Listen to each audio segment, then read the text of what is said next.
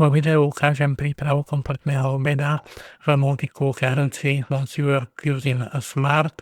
V tomto prípade to budú kuracia prsia v slanine s zemiakovou kašou a mrkvou a k tomu ako dezert mamonová bábovka. Takže začneme kuracími prsiami v slanine.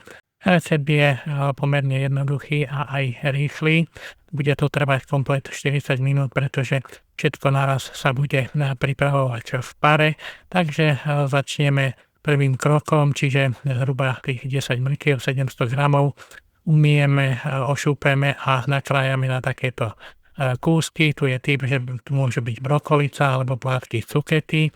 Mrkvu rozložíme v parnom nástavci, v tom hlbokom a dáme tam trocha soli a čajovú lyžičku cukru. Samozrejme, ak použijeme brokolicu alebo cuketu, tak cukor tam dávať nebudeme.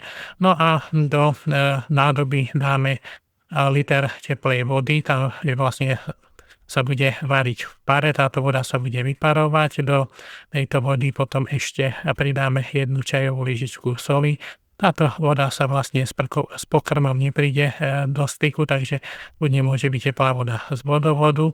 No a teraz vložíme nástavec na varenie do mixovacej nádoby a do ňoho dáme 800 g rozštvrtených zemiakov, takto nakrájaných na štvrtky. Takže už tam máme zemiaky. No a dáme tam aj vlastne hlboký nástavec s tou mrkvou. Dáme tam tanier, pretože budeme vážiť kuracie prsia, takže váhu vynulujem. No a vlastne tam chcú po nás, aby tie kuracie prsia mali približne tak tých 175 gramov, takže na také plátky to nakrájam.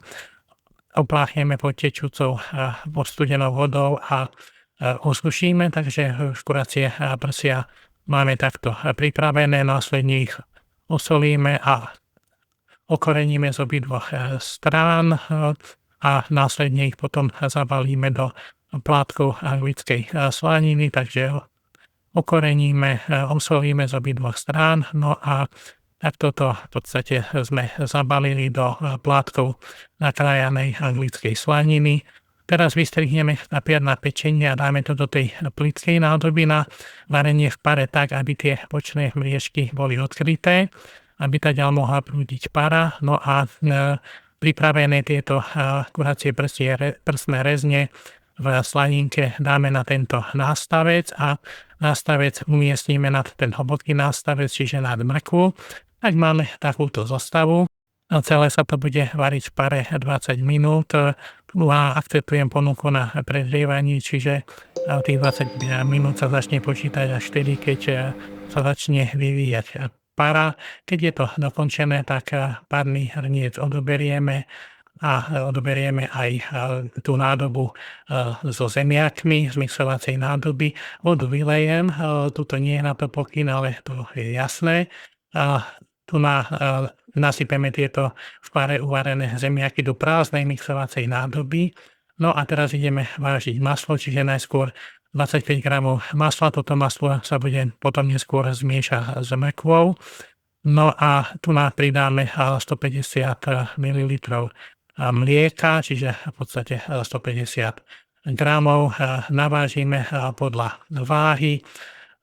Možno treba dať pozor, aby toho mlieka nebolo veľa, aby to pyré potom nebolo riedke, čiže presne 150 g. No a pridáme ďalších 50 g masla priamo do mixovacej nádoby. Pripomínam, že 25 g masla tam mám odložené pre mrkvu.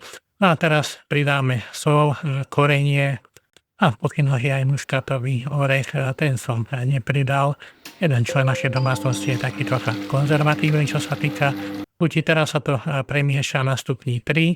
Ak chcete získať krémovejšie pyré, tak ešte sa to bude miešať 10 sekúnd na stupni 3.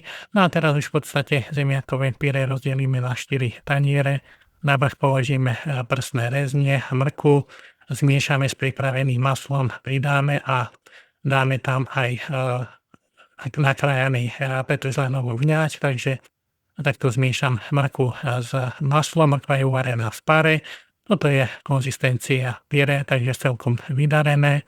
To nás si pripravím, pretože lenovú vňať, tu si pestujeme v zariadení na mikrobylinky, takže máme to stále čerstvé. No a takto vyzerajú tie kuracie prsia v slaninke uvarené v pare. V návode je, že to môžeme ešte nechať zapiecť na panvici, my sme to zapiekli v rúre, takže finálna podoba je takáto. Máme to proste radi chrumkavejšie. No a v podstate môžeme servírovať, sme to naservírovali takýmto spôsobom, aj sme tam dali nejakú potom cviklu a papriku a je to aj dezert. Čiže teraz sa ideme venovať príprave dezertu.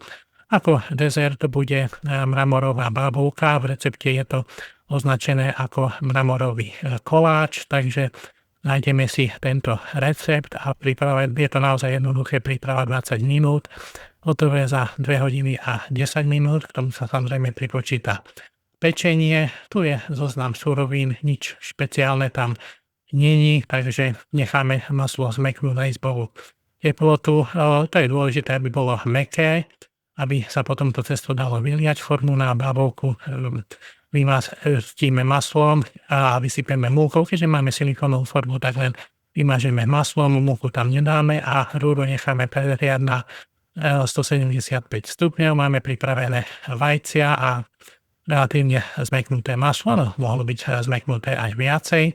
Takže 300 gramov masla, čiže jedno balenie je 250 gramov, takže jedno balenie a ešte trocha nakrájaného masla pridáme. Keďže tento recept robím prvýkrát, tak presne dodržiavam suroviny a potom troška predbehnem, možno že menej cukru, takže mám tam 300 gramov masla, no a teraz pridáme 290 gramov kryštálového cukru, čiže keď to budem robiť znova, tak tam dám menej, dajme tomu 240-250 gramov.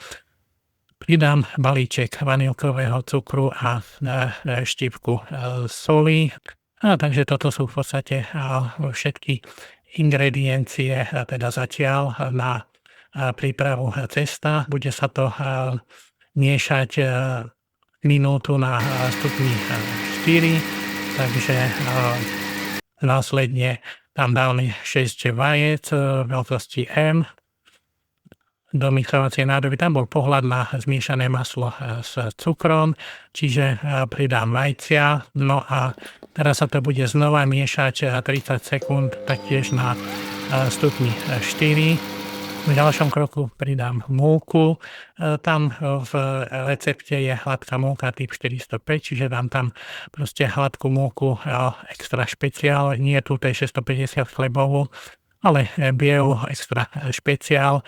Dodržím hmotnosť, čiže 300 gramov a teraz čajovú lyžičku kypriaceho prášku pridám do tejto múky. Múku som si navážil v miske, pretože ju budem preosievať, takže múku aj s kypriacím práškom takto preosiejem na tú zmes toho rozmiešaného masla, cukru a vajec a teraz sa to bude zase miešať ďalších 30 sekúnd znova na stupni 4.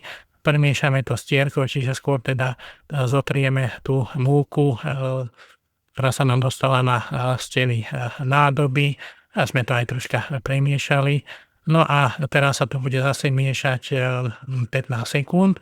No a teraz polovičku cesta nalejeme do formy na pečenie. No, cesto je trocha hustejšie na to, aby sa dalo nalievať, ťažko povedať, čím to je, možno maslo malo byť viacej roztopené, takže my to takto nalejeme naberačkou, pekne roztreme, takže približne polovičku cesta bude takéto cesto svetlé. No a do zvyšného cesta preosejeme 30 gramov kakaového prášku, čiže keď sa to zamieša, tak to bude potom to tmavé cesto na mramorovú bábovku.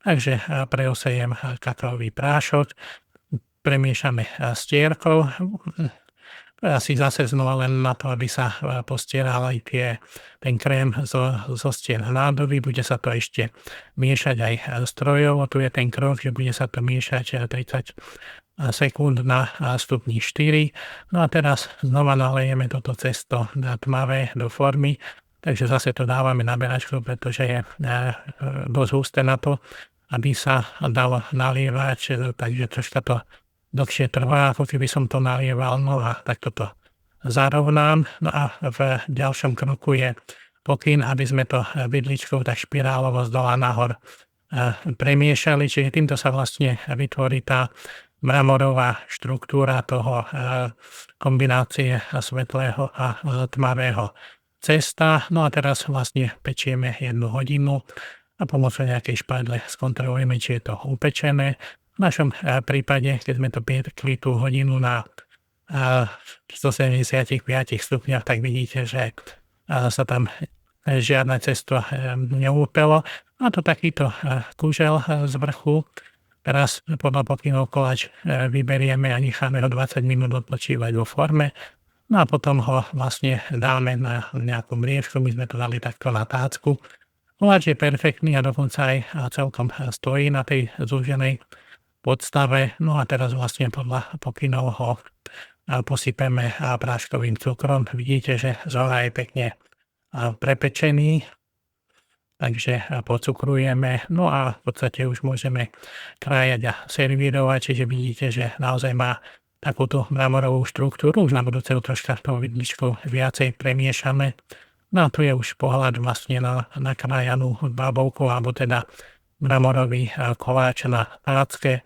Takže ak to zosumarizujem, tak toto boli vlastne obed, kurácie prsia s mrkvou a zemiakovou kašou a k tomu ako dezert mramorová bábovka.